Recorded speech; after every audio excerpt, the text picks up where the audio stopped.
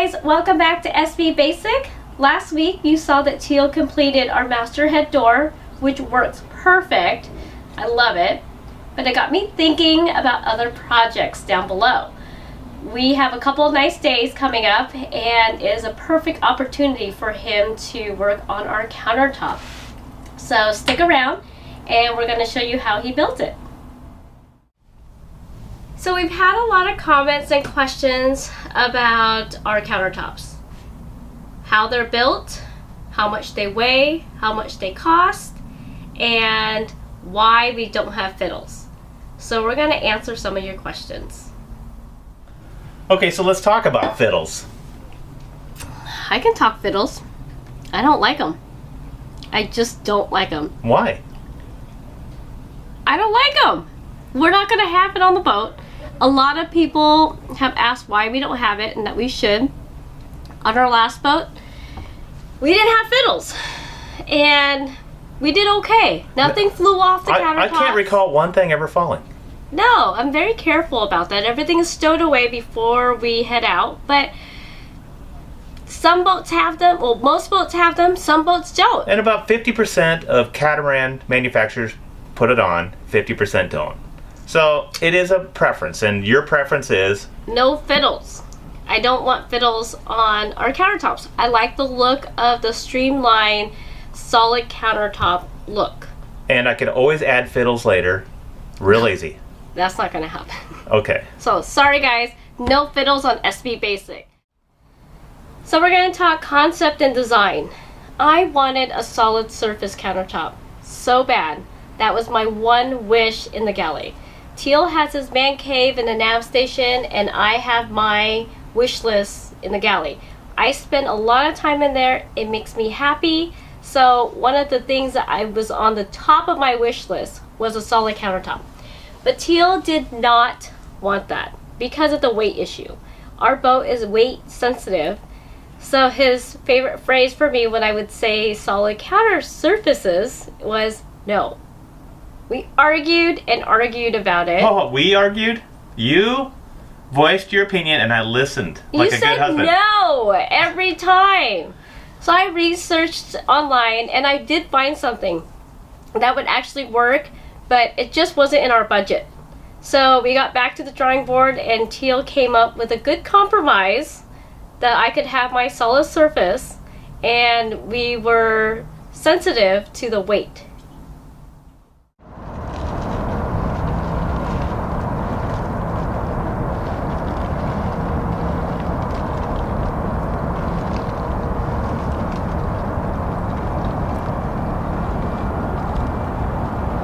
Oh, it's gonna be a beautiful day.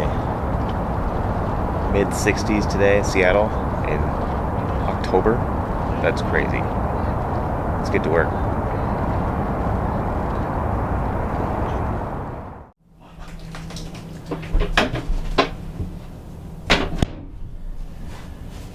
Okay, if you go way back to episodes 1 and 2, I showed you how I built the master head. And we got about 90% done. And it's been sitting here with that little 10% left for the past 2 years. Lynn still uses this room. It's one of her favorite rooms. I mean, it's comfortable. It's has heating, air conditioning in here. But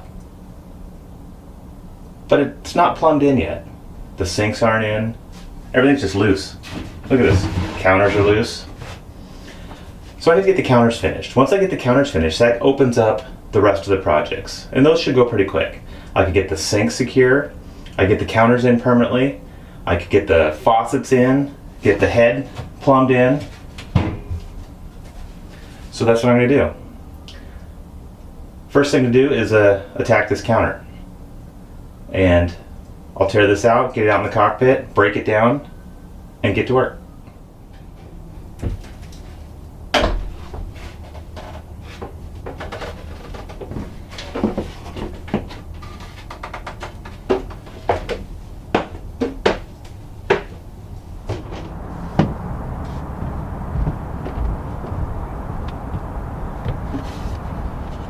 Now that this counter's out here, let's take a look at this thing. It is upside down right now. And I built this out of ultralight substrate, and I'll talk a little bit about that in a second here. But look at the engineering on this. I've made it thin everywhere except for just the lip to give it the appearance that it's 2 inches thick. This is actually a hollow panel here with foam inside of it. It opens up so you have access to the head, and here's the top of the counter. I've coated the entire surface in West System epoxy with a black pigment just to give it a good base before I start my countertop process. But let's talk a little about how I built this. The first thing I needed to do was make a template. And I used a 9mm ultralight marine grade poplar plywood to make the template. And I was able to shape that into the counter size that I wanted. Once I was happy with the shape and the fit, I could take that template and screw it directly to a 3/4 inch piece of marine grade poplar plywood and use my template as a router guide. And that's how I make this first layer. Then I could modify the template and I cut it up. And so I cut it to this next layer right here.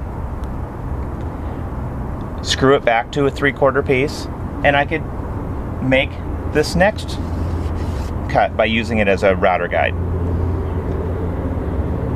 I modify it one more time to cut all this out. And then I could stack the 3 pieces here. So it's just a matter of figuring out the system you need to start with the largest piece first, the next largest piece, the next largest piece, and just work your way down and then assemble it. Believe it or not, this is made of 8 separate pieces of that same product, all laminated together with West System epoxy with a black pigment. I wanted to put a black pigment in here because we're using a black countertop, so I might as well get a nice base going. Next, I break this apart, sand this all up, and get started with the finished product.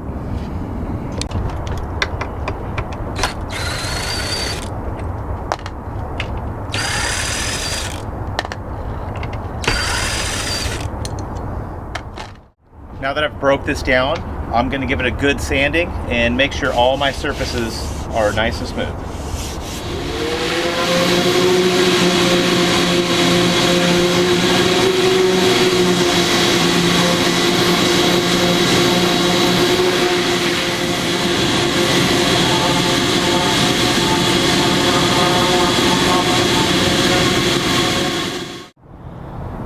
Okay, what I did was mounted these to a nice platform so I could move these around, because I'm going to have to put the coating on both sides and all these edges. I have them sitting out in the sun because I just mixed up a little epoxy. There was a couple little imperfections that I was not happy with. You don't need to sand this real smooth. You'll see when I start applying the product, it goes on real thick. But there was a couple little pinholes that I wanted to fill in. I didn't want any moisture getting into the core. And how I do that, just with the West System, my 105 resin, 205 hardener because I want it to kick fast. I use this 406. 406, if you look, it has some of the best bonding and laminating. It is hard to fare though, so be careful when you put this on. If you want something easier to fare, move up the scale up to like a 410, 407. Those are much easier to sand. Here's my pigments. Did you know you could put pigments in epoxy? I used a black pigment on this one, just to give me a nice base coat. Doesn't take much, just a touch really tints your epoxy. It comes in pretty much any color. I just keep black and white in stock. Okay, while the epoxy's firing off, I've got it set up in the sun. I'm going to talk a little bit about the product that I'm going to be overlaying on this. It's a product, it's been out for a while. It's made by Rust-Oleum. It's called Countertop Transformations. And I'll tell you what, when I first saw this, I was skeptical. I mean, I did not think it would work. The first counters I did on this boat were 5 years ago. And I followed the same exact process. Built the countertops, saturated them with epoxy, and then applied this product. I'm telling you, 5 years later, those countertops look like the day I put them in. We use them every day, and it's durable. I'll swear by it. I will endorse this 100%. Just follow the right procedure, apply it correctly, and it's good. The kit comes with pretty much everything you need. I'll break that down and show you the steps. It's a little intimidating when you start looking at all the things you need to mix up and put it in the right order, but it's pretty simple once you figure it out. I broke this down so you can see what's in this kit. You start with your adhesive base coat. After that's on, you spritz on this wetting agent. Once the wetting agent's in, you take the decorative chips here and put them in this hopper and sprinkle it on your surface. You let it cure for 24 hours, and then you start honing it with these are diamond embedded sanding tools that are included with the kit. You scrape it if you need to, and then start honing these things down to the smoothness you want. After you get the surface you like, then you put on this, it's a 2-part protective top coat. Now this kit right here handles 50 square feet. I'm doing 7.1 square feet. So I'll use just about a quarter of this and save the rest for a future project or maybe a repair one day. Okay, before you get rolling, make sure you get your hopper all loaded because this goes fast.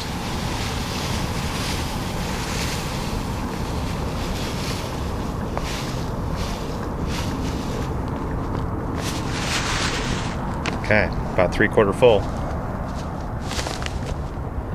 Now that everything's prepped, this has been thoroughly stirred, I'm going to apply the base coat. It is thick. It needs to be to hold all that flake. So it goes on pretty heavy, just nice even layer. Make sure you don't drip this anywhere. This stuff is nasty.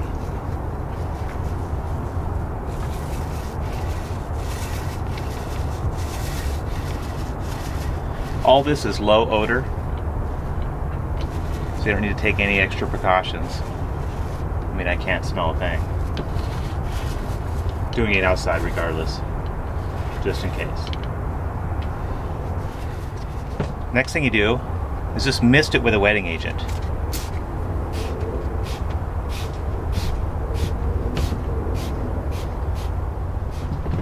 And now the fun part. This goes real fast. You just start applying it.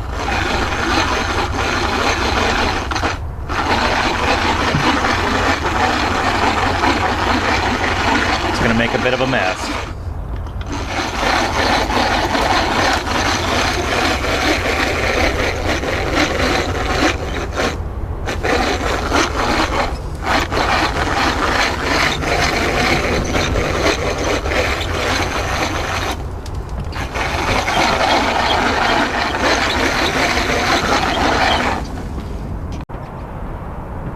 First one is curing now. Now I go on to the harder one. I'm going to do this one in 2 separate segments. I'm going to do the face and edge, and then I'll flip it around and do the back side. It was just drying a little too fast. But it goes quick.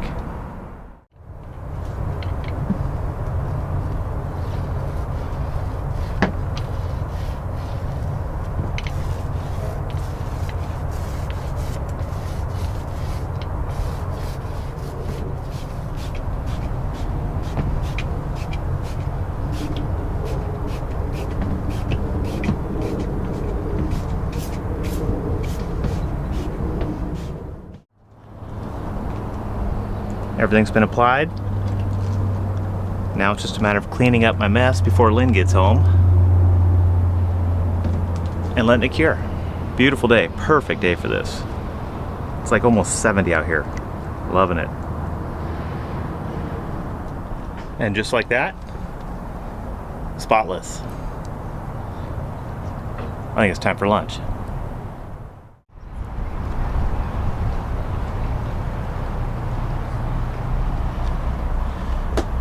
take a look at these. They've been curing now for about, I don't know, 4 or 5 hours. They feel dry to the touch, but I'm gonna let them sit overnight and we will hone these smooth tomorrow morning. But first, I'm gonna take the girls on a little field trip.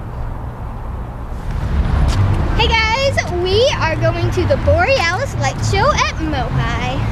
One of Emma's favorite places to go to, but first we're gonna go grab a bite to eat and then we'll take in the show. Let's go. Let's go.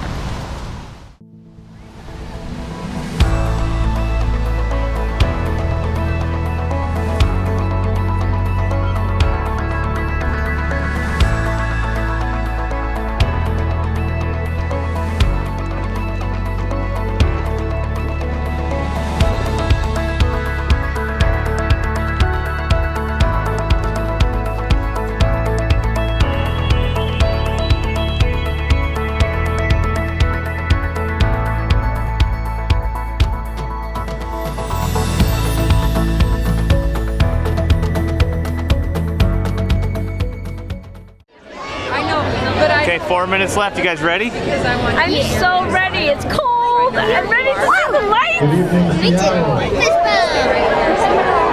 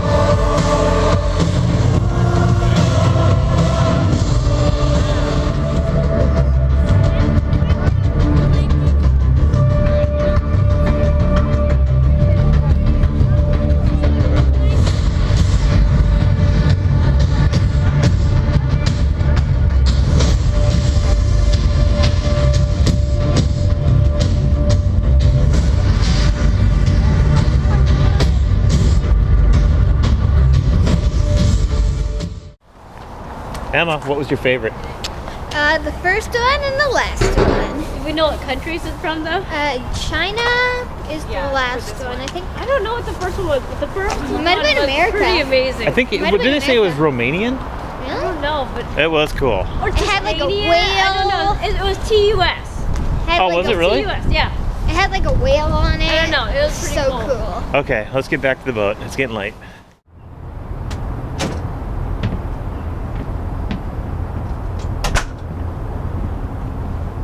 It's been 24 hours.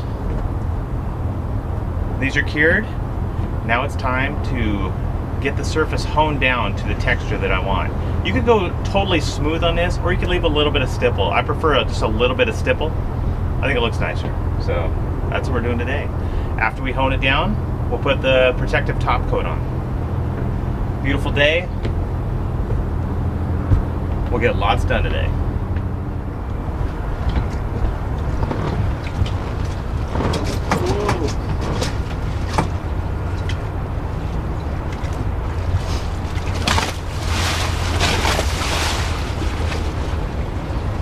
Nice wake.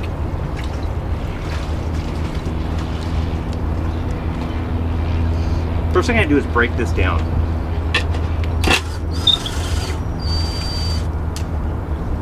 I have to save these. I'll be using these later. just make it a little easier to hone, I think. You can see how textury this is. I mean, the flakes are just coming off.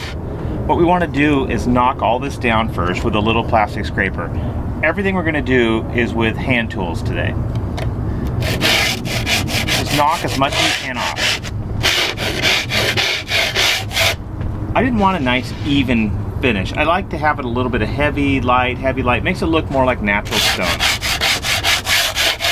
If it gets too even, I think it looks just a little too manufactured. So it's looking pretty good.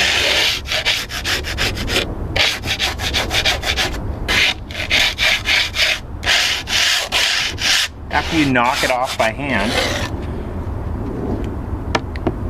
we're going to start honing it down. This is a diamond embedded hone that will take this down to whatever texture we want.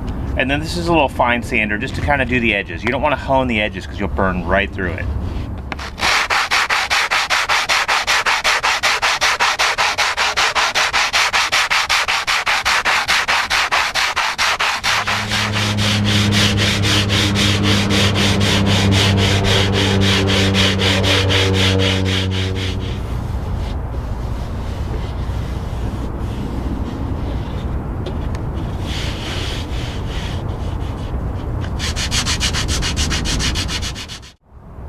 I wanted to practice on the easy one before I started this one, but I feel confident this will go quick now.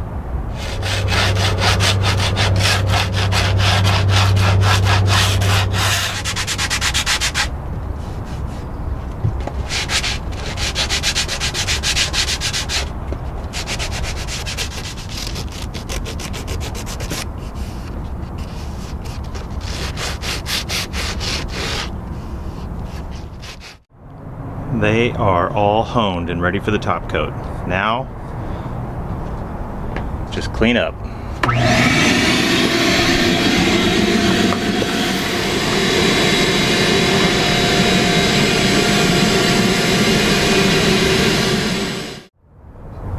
Now it's time for the protective top coat. I'm only going to use about half of this, so I need to figure out the ratio. It says dump all of this into this, but we have 23.7 fluid ounces here and 8 fluid ounces here, so it's a 3-to-1 mixing ratio. So I'll just mix up what I need. Okay, since I don't have a graduated mixing cup, all I've done is I'm going to make my own. I fill this up, make a mark. So that's a 1-to-1 ratio right there if I were to draw this line. I'll fill this up to the mark again.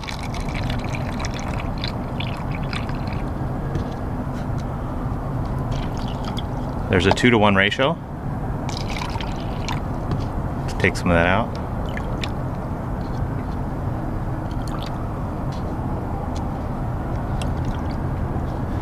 Okay, there's a 3-to-1 ratio.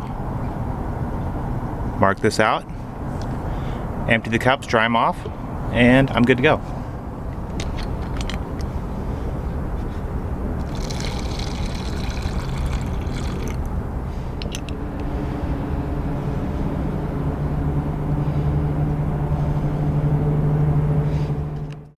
All the surfaces are clean, the top coat's mixed. They recommend doing it with a foam roller.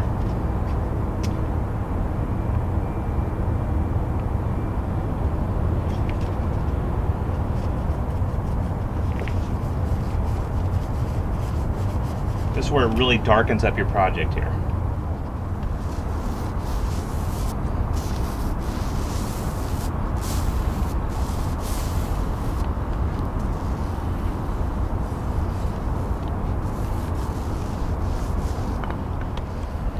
Have a nice top coat layer on here.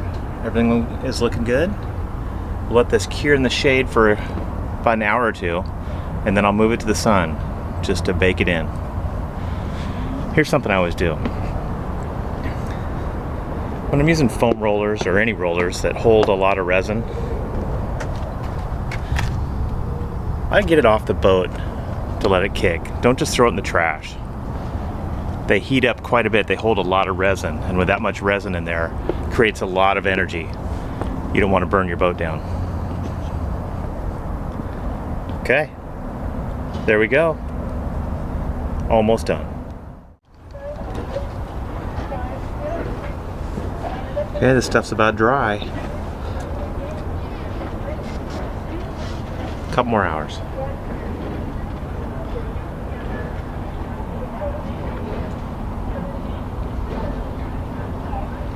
It's getting there though.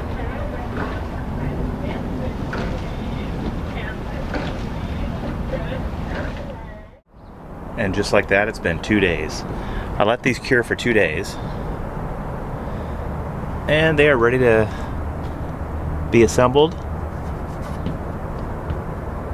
and put back in place. But I got the texture I like. Everything's cured, feels good, looks good. So I'll break these off their temporary stands here, put it back together and install it.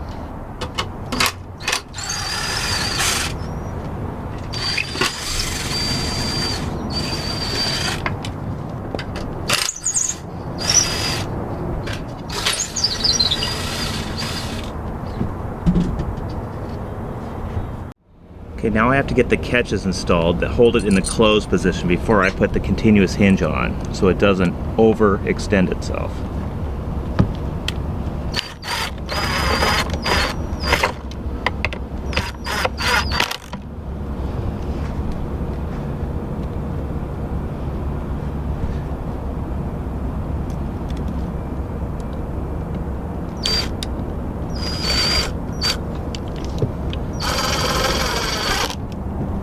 To set this continuous hinge, I'm just going to tack in a few to start.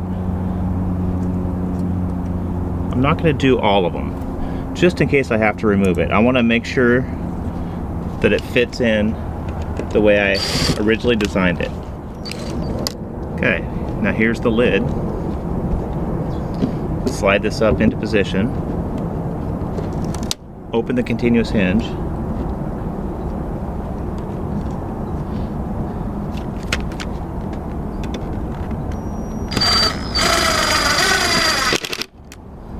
And set a few in as well.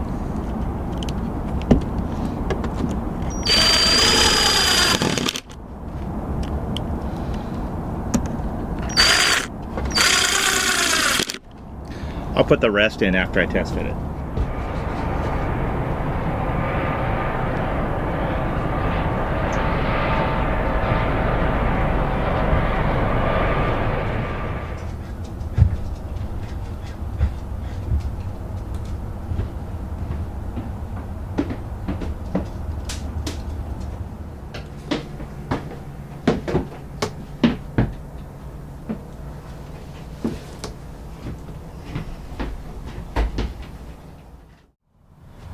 Okay, now that the counter is installed, let's take a look at it.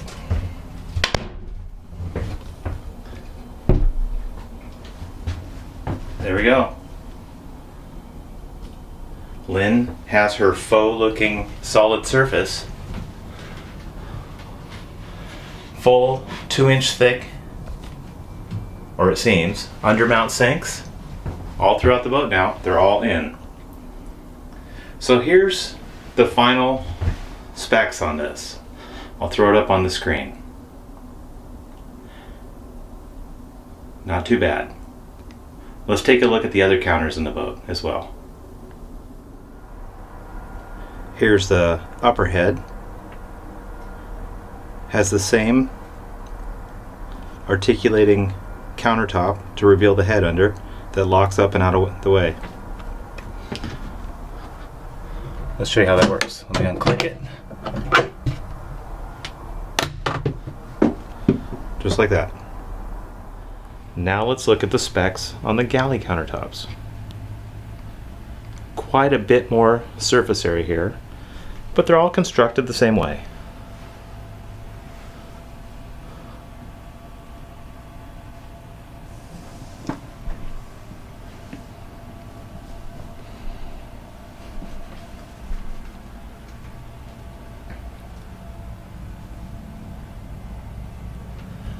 I even had enough room to put in a pop-up microwave.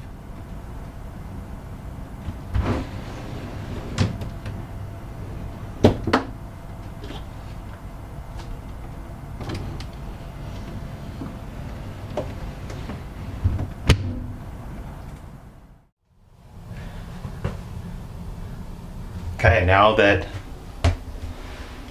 everything's done, this will open up a whole batch of new projects for me. I can now get the faucets in, the drains in, kind of button up this room. I'm actually going to put a panel, removable panel, back here on this opening. I left that open as a plumbing chase for this future shower. But those I'll have to wait for another week.